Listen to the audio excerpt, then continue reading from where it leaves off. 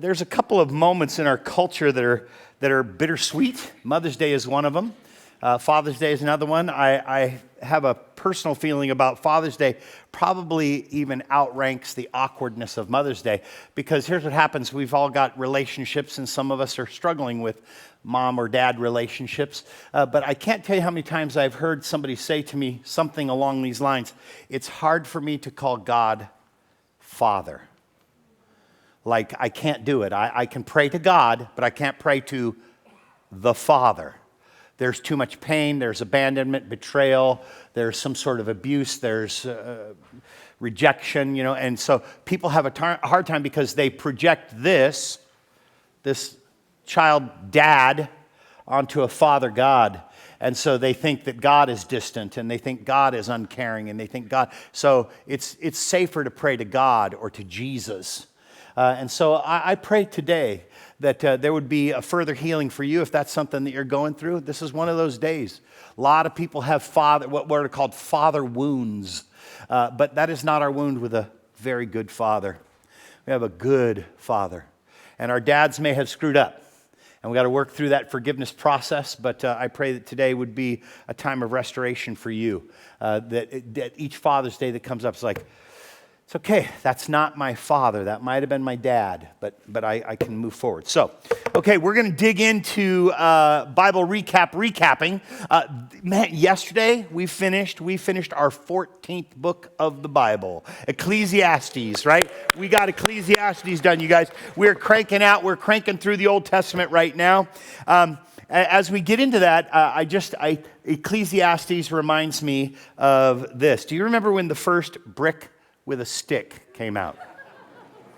I remember when we had car phones, right? Car phones were like these boxes, like it was about a shoe box, it was this thing that sat right there. And the first time I got in the car, I was like, what is that? That's my phone. Like, that's a phone? Right? But the brick with a stick came out, right? And it was the coolest thing ever. It was called the Dynatac 8000X. It went on sale for $3,995, and you too could be portable with your phone, right? It was this huge thing, right? But as soon as it came out of the brick with a stick, then we started inventing all kinds of things, right? We got flip phones and camera phones, and we added things to these little computers that we stick in our pocket. And this picture reminds me pretty much of all of our pursuits, our careers, our achievements, sometimes our relationships, the next car, the next zip code, the next degree, the next rank. Because for some reason, as soon as we get the latest and greatest, the new and shiny wears off as soon as we have it. As soon as you get the newest computer, we've got a new one. And the computer that you have in your pocket is now obsolete because it's not as big, it's not as small. It's not as thin, doesn't have as much memory. It has 3 cameras, not just 2. And we go, I've got to have the 6-camera phone.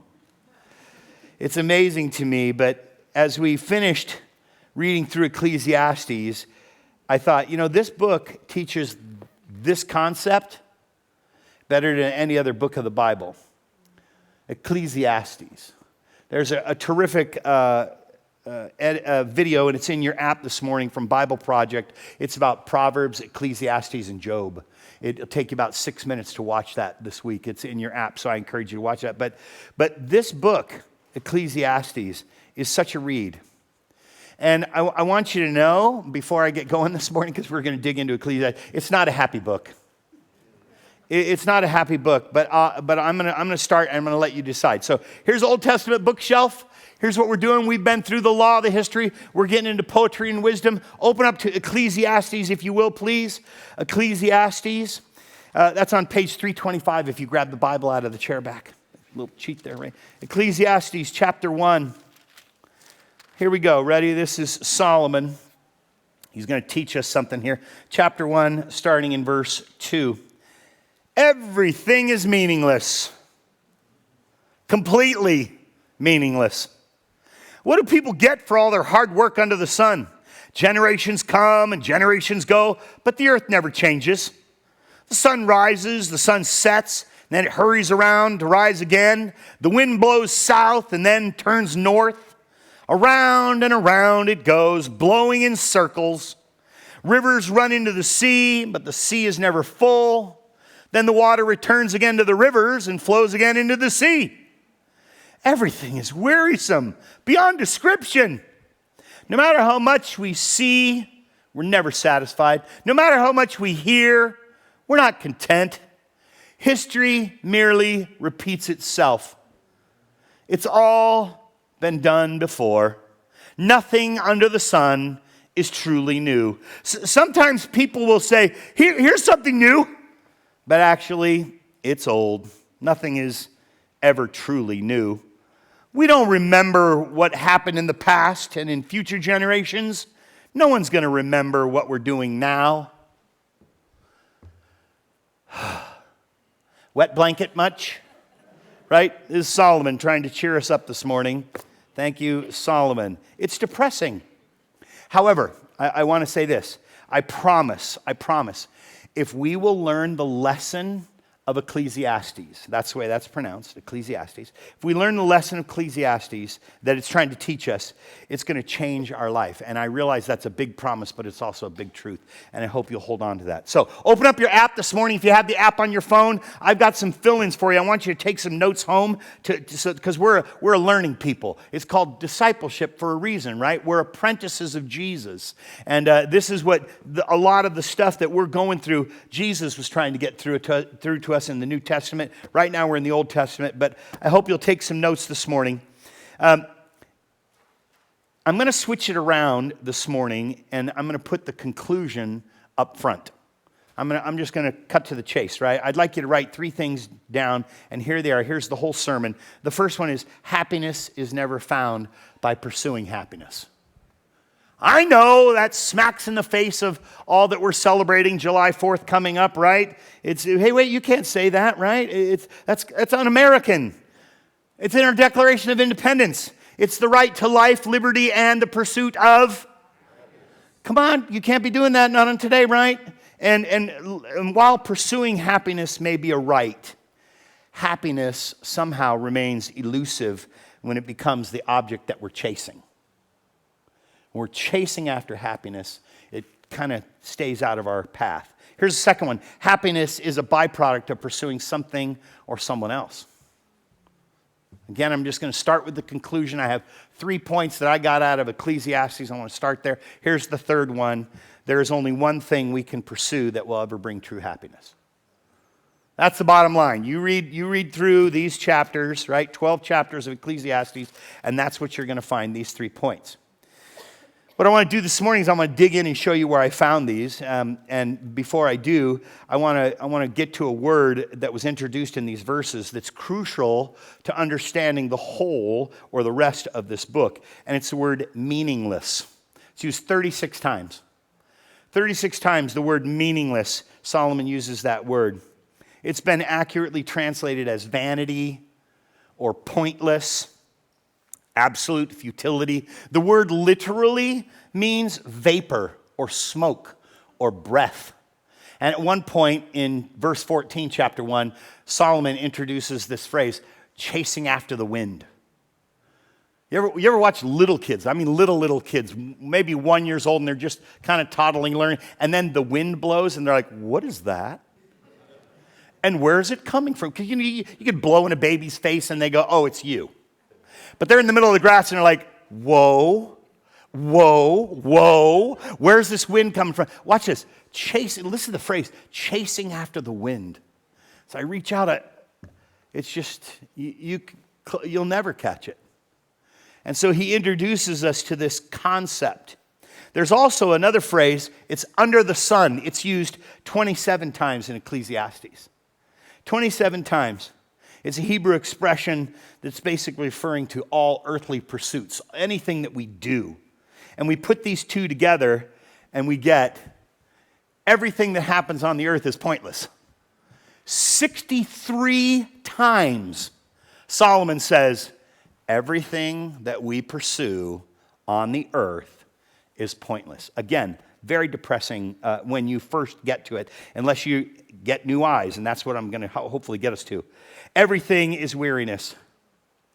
We will never be satisfied. There's nothing new under the sun. And when we die, no one's going to remember us unless we are a serious screw-up. Those people get mentioned all the time, right? So just make sure you make no waves, right? Just don't do it, right? But nobody's going to remember us.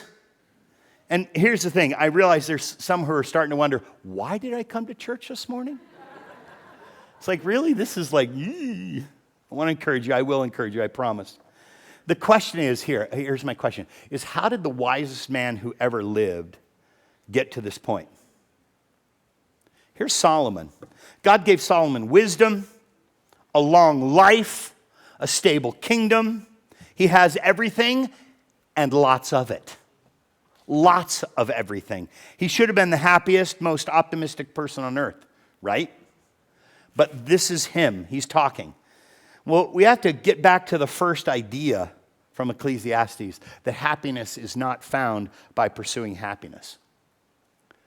And that's what Solomon was trying to do. So keep your finger in Ecclesiastes, but would you come back here to 1 Kings with me? 1 Kings, I'm going to come back to Ecclesiastes. We're going to spend the day this morning in Ecclesiastes. But 1 Kings 11. This is how it all started out for Solomon. So catch it. King Solomon loved many foreign women. Besides Pharaoh's daughter, he married women from Moab and Ammon and Edom and Sidon and among the Hittites. The Lord had clearly instructed the people of Israel. Listen to this. People miss this. The Lord had clearly instructed the people of Israel, which included Solomon. You must not marry them. They will turn your hearts to their gods. End quote. Yet Solomon insisted on loving them anyway. He had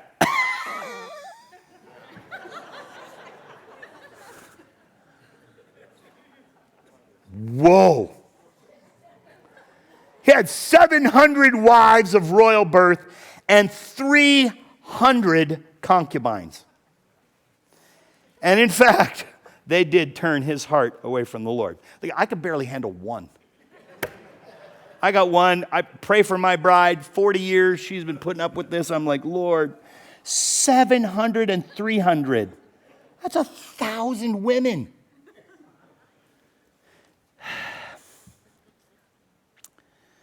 The 300 concubines, right? This is the primary reason that, remember I said Saul was the no-hearted king, David was the whole-hearted king, and Solomon is the half-hearted king. This is the reason he's half-hearted. Right here. They did turn his heart away from the Lord. 300 concubines, strictly gratification. We hear that number and we might be shocked, but honestly, it is no different than the infection that pornography has in our society today. 300 concubines, that's nothing. The 700 wives were strategically political. That's what that was about. His attempting to secure peace by creating these marriage alliances with surrounding nations. And it was unfortunately peace at the cost of his heart. And let's not kid ourselves. We do that. We make these little alliances with hundreds of little kingdoms all the time. We say this, I just need it in my life. It's not going to be the head of my life. It's not going to be the most important thing in my life. I just need it in my life. I just want this little thing. It's not bothering anybody. And it's mine. And it's been mine for a long time. So I want to keep this in my life. We make these same kind of alliances that Solomon's doing. He's marrying the alliances, but we make an alliance, and we do it all the time. We just have to go, yeah, I find that. It's because we're trying to bring in peace and happiness, right? But peace and happiness are never found by pursuing it. You don't pursue peace. Here's what God says. I keep quoting it because it's one of my favorites, because I have to quote it. I have to get it in my brain. It's got to come back over and over and over again. Those who keep their eyes on me, I will keep in perfect peace. Those whose thoughts are fixed on me, I will keep in perfect peace. Isaiah 26. Those who keep their eyes and thoughts fixed on me, I will keep in perfect peace. That's a direct quote, God our Father. That's the peace I'm after, but here's what I do. I go make an alliance with that little kingdom. I go shopping for that and get this. And ultimately what brings peace and happiness, it varies for each person, but it's really a deep connection, a sense that there's a purpose, there's this inner peace that happens. It's what I call a here-ness and nearness. We are so busy, and I'm going to hammer this, we're so busy living in the past, regrets, oh, I shoulda, I wish I woulda. Next time, watch this, and I shift. I skip over today and I shift to tomorrow. Next time I'm going to do this, and I hope that this happens. And when I get the promotion, I get the raise, and then I'll really be happy. So I'm either living in tomorrow or living in yesterday, but not living in today. And God is saying, hey, here-ness is where there's nearness. You want to experience the presence of God, that's where it happens. And that comes in meaningful relationships as having, again, purpose and contribution that aligns with our values. It's like I'm doing something. It's fulfillment. Fulfillment's free when you pursue God. He says, hey, listen to what God says, I have satisfaction in my right hand. And the world continues to sing, I can't get no satisfaction. God has it in his right hand. So if I'll pursue him, it's like the free side dish comes with the entree, you know? It's like God said, yeah, I got it. If you want it, I've got it right here. And as Solomon gets older, it's amazing to watch. I'm coming back to Ecclesiastes now. It's amazing to watch as Solomon gets older. We see him trying to recapture the happiness he had when he was first pursuing God. Because there was a point in his life where Solomon pursued God. I like to think of Ecclesiastes. I know this is kind of odd, but this is the way I read Ecclesiastes for me. I read it like journal entries in a mad scientist's laboratory.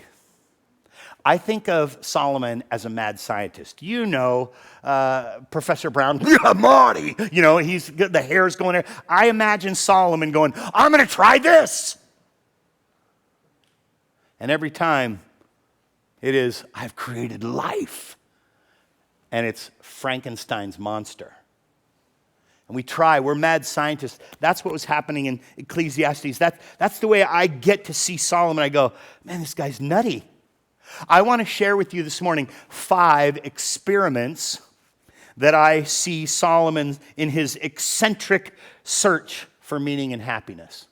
So here's the first experiment. It's with pleasure. He goes, you know what I'm going to do? I'm going to just have pleasure. I'm going to party harder. Right? So here he goes. Self-gratification is the ultimate goal.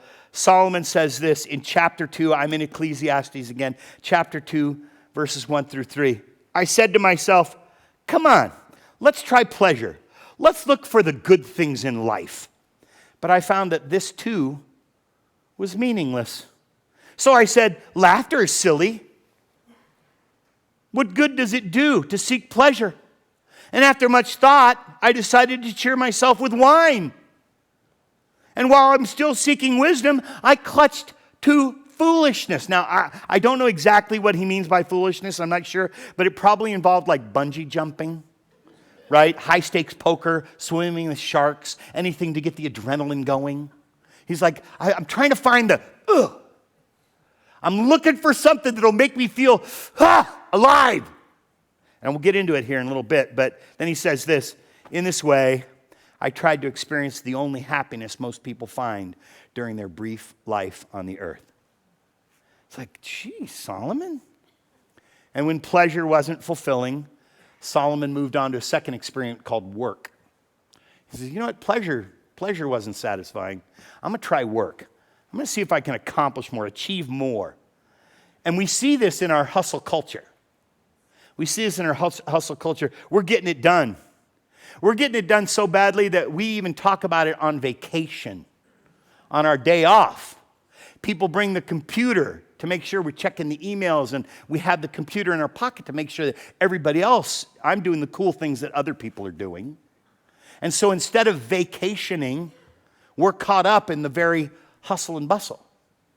And so tell me if happens for you, right? It's like we get to vacation, and I need 3 days to wind down because I am so wound up. And then I get 2 days of, and then it happens. We got to go back. 2 days. We have to go back in 2 days. Oh, man. Do you see what's happening here? And listen, if that is you, beloved, please hear me. If you ever experienced it, it's because we're not seeking God first. We're seeking the pleasure. Let's do this vacation in this place, in this way. Then we will be happy. And we get there because we're pursuing happiness. So I'll take the cruise. I'll go to this luxurious place, right? It's like, yeah, we just got a big visa bill. It didn't fulfill. And Solomon found that out. This is obviously more socially acceptable than hedonism for Christians, right? Pleasure seeking, right? When we ask someone at church, how are you? No one ever responds, one party after another. See, Christians have learned, we're not allowed to do the hedonism thing, right? But when, you know what we hear? Just crazy busy. Like it's some sort of virtue. I'm so busy, I need 8 days for the week. That's not good. I want you, please hear this. God gave us, quote, I've given you 6 days to work. Whoa. Some of you are like, whoa. Where'd the seventh day go? Yeah, he said, that one's mine. That one belongs to me. I want you to rest. I want you to relax. I'm your creator. I wrote the manual on you, how you're to function, when you're supposed to go in for the oil change, the tire rotation, all that. And here's the key. 1 day a week, you don't do anything. Oh, no. God says, I know how you best function. I know how your body works at its best. And it works at its best when you take 1 day and you go, I'm going to honor you today. I'm going to have faith. It's a faith step. Man, taking a day off is a faith step because you're believing God will accomplish in 6 days what you think you could do with an extra seventh day. Yeah, but this is the day we got to go to Costco. We got to get the shopping done. I got to get the car wash. Car wash. We got the car wash. Okay. What's wild is it doesn't work. Look at the next few verses in chapter 2, verses 4 through 9. He says, I tried to find meaning by building a huge home for myself. Do you guys read the dimensions of the temple? Here's the temple. Here's Solomon's house. Because he's got 1,000 wives. They all have to have their own room, right? But it's like the temple is 12 by 12. It's like one bedroom kind of thing. It's like, boop, there's the temple. And then my palace and the gardens and the grounds and the other buildings and this other thing. And I built this pillar house. And I'm like, what the heck? And I'm reading the dimensions. And I'm like, he wasted no expense. This thing's covered in gold and this is made of ivory. And I did all this silver and bronze. And it's like, whew. It's amazing. He does this and I think, wow. But you know what? It doesn't work. He continues. He says this. I planted beautiful vineyards, made gardens and parks, filled them with all kinds of fruit trees, built reservoirs to collect the water to irrigate my flourishing groves. My many flourishing groves. I bought slaves, men and women. Others were born into my household. I owned large herds and flocks, more than any of the other kings who'd lived in Jerusalem before me. I collected, including my dad, I collected great sums of silver and gold, treasure of many kings and provinces. I hired singers, men and women who had beautiful concubines. I had everything a man could desire. So I became greater than all who had lived in Jerusalem before me, and my wisdom never failed me. I'm like, wow. So he's tried hedonism. He's tried work, possessions, achievements. But how does he sum it up? Check out verses 10 and 11. I just read all that. Here's what he says next. Anything I wanted, I would take. I denied myself no pleasure. I even found great pleasure in hard work, a reward for all my labors. Here it comes. But as I looked at everything I had worked so hard to accomplish, it was also meaningless, like chasing the wind. There was nothing really worthwhile anywhere. He had it all.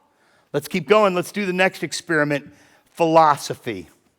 He moves on to philosophy. Let's just study, our existence. Why do we live? It's navel gazing, right? I'm going to sit around and think for a while. He starts thinking deeper about deeper thinking, right? So here he goes. He's going to dig deep into this wise mind, right? And the Bible says, quote, Solomon was the wisest man who ever lived. There was no one wiser than him before him, and there was no one as wise as he was after him. This is the guy. And maybe he thought wisdom and knowledge were the ultimate gain. But once again, look at his conclusion, chapter 2, verses 14 through 17. He says this, it's depressing. For the wise can see where they're going. Fools walk in the dark. Yet I saw that the wise and the foolish share the same fate. Both are going to die. I said to myself, since I'm going to end up in the same place as the fool, well, then what's all the value of my wisdom? This is also meaningless. The wise and the foolish both die. The wise will not be remembered any longer than the fool. They'll both be forgotten. It's like, what's the point?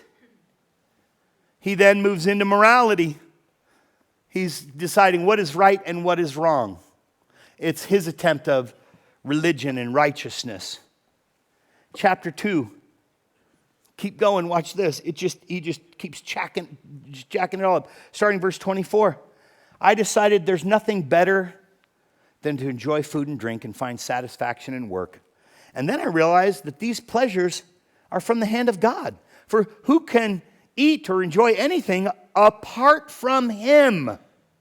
God gives wisdom and knowledge and joy to those who please him. But if a sinner becomes wealthy, God takes the wealth away and gives it to those who please him. This too is meaningless. It's like chasing after the wind. Now, I'm not sure how he got to the conclusion he did. Even trying to please God was just vanity, chasing after the wind. And I think there's actually a lot of people who think, you know what, if I'm just a good person, I just need to be a good person. And that will bring me joy. And sometimes people aren't really pursuing God. They are going through the motions without a real relationship with God. And keep in mind, Solomon built the temple, but it was just, well, this is what my dad told me I was supposed to do. I just did what dad told me. It's not in my heart because I've been instructed how to do things and I'm not doing them that way. This is the great example of that phrase I like to use, knowing more than we're willing to obey. Solomon. He knew it, he just couldn't do it. And because the peace doesn't come, the joy doesn't come as we're a good person. I'm a good person. And it doesn't come like they're hoping for. Pretty soon, those people are just back to all their old habits. That doesn't pay off. Like, again, another mad scientist experiment. Solomon's final experiment is with nihilism. It's the rejection of religious and moral principles. And here's why people reject religious and moral principles, is because they've concluded life is meaningless. So why do any of that? Nihilism comes when we believe there's no point to this life. We die, we turn to dust, and that's the end of that. Anyone starting to see a pattern here? Look at the pattern of his experiments. They ultimately disappoint. The key comes in chapter 6. Just turn that page. Chapter 6, verses 1 through 6. There's another serious tragedy that I've seen under the sun. Chapter 6, verse 1. Now I'm in 2. God gives some people great wealth and honor and everything they could ever want, like me. And then he doesn't give them the chance to enjoy these things. They die, and someone else, even a stranger, ends up enjoying their wealth. This is meaningless. It's a sickening tragedy. A man might have 100 children and live to be very old. But if he finds no satisfaction in life and doesn't even get a decent burial, it would have been better for him to be born dead. His birth would have been meaningless, and he would have had ended in darkness. He would have never had a name. He would have never seen the sun or known its existence. Yet he would have had more peace than growing up to be an unhappy man. He might live 1,000 years twice over, but still not find contentment. And since he must die like everyone else, what's the use?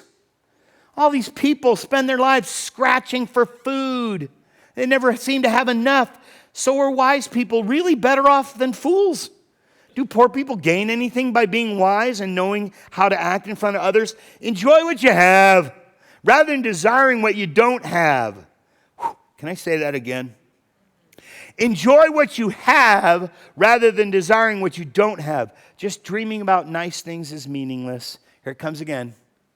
Like chasing the wind. And Solomon's getting it to us. He's saying, hey man, the end result of life that pursues happiness as an end in itself, without realizing happiness is always a byproduct, it's just kind of meaningless. It's pointless. So, what is the source?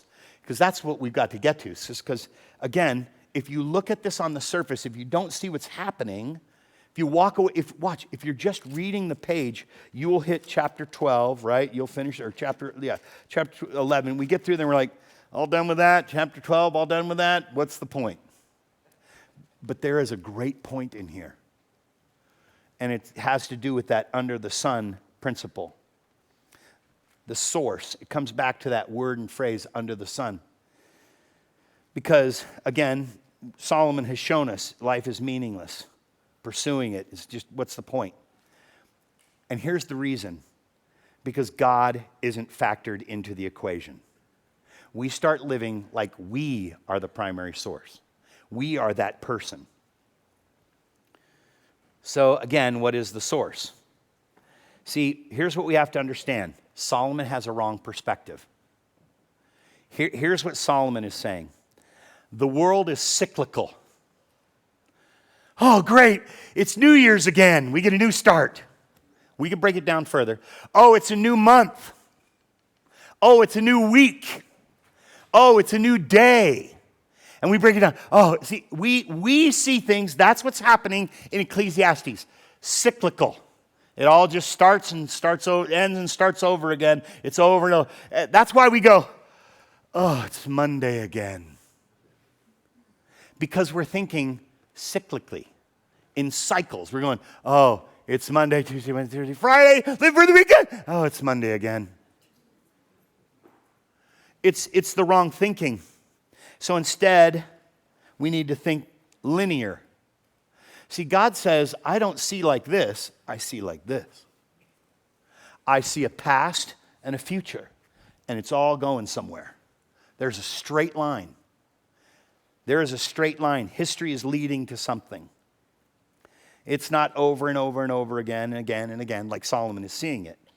He says, you don't need to look at under the sun. You need a new perspective, and it's above the sun.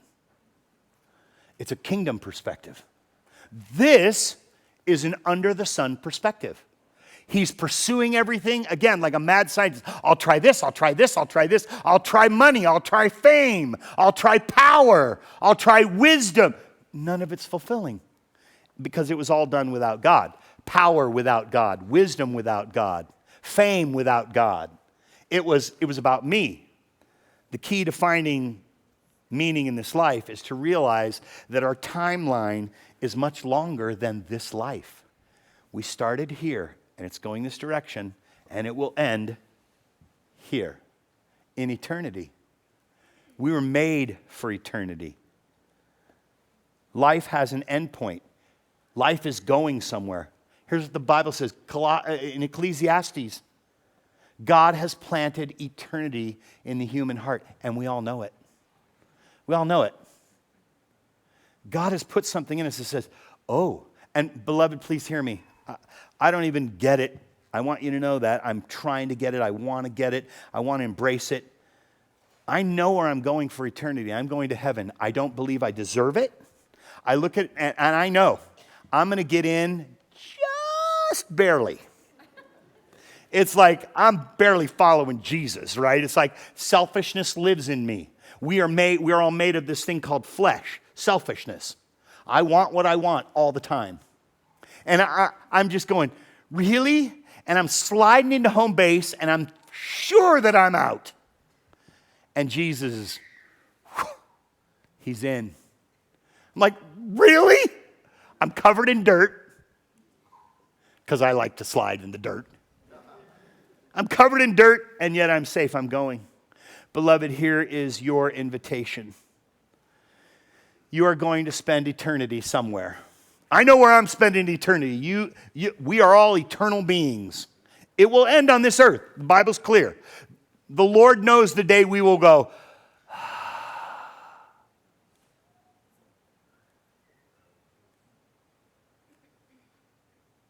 and nothing goes back in. He knows the day, the hour.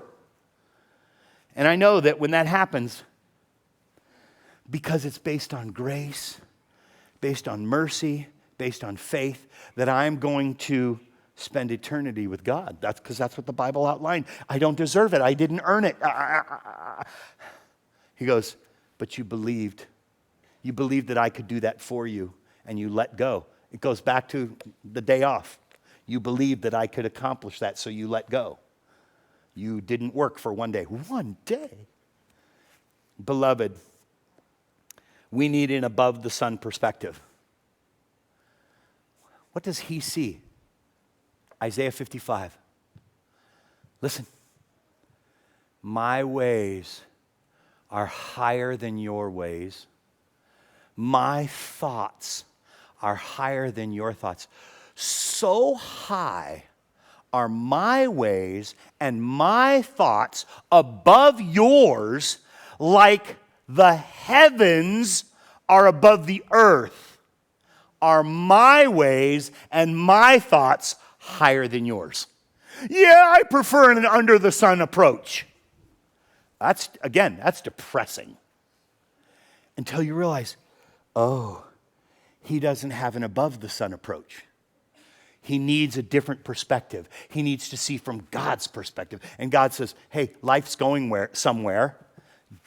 That's what we're told. Life's going somewhere. Solomon says, life's going to tomorrow, the next day, the next day, the next week, the next month, the next year, and I'll probably die early. Because he doesn't have an above-the-sun perspective. I invite you to that this morning. Here's how it happens in worship. It happens in worship. This is why, if you're unfamiliar with the sanctuary, you've just got here, right? That's why we do worship at the end. Because I want the Word. I believe the Word realigns our mind and heart to this is the truth. And now I'm ready to have a conversation with God. Now I'm ready to have that, to have the above-the-sun experience. So these words, somebody else wrote them for you. So you could express that.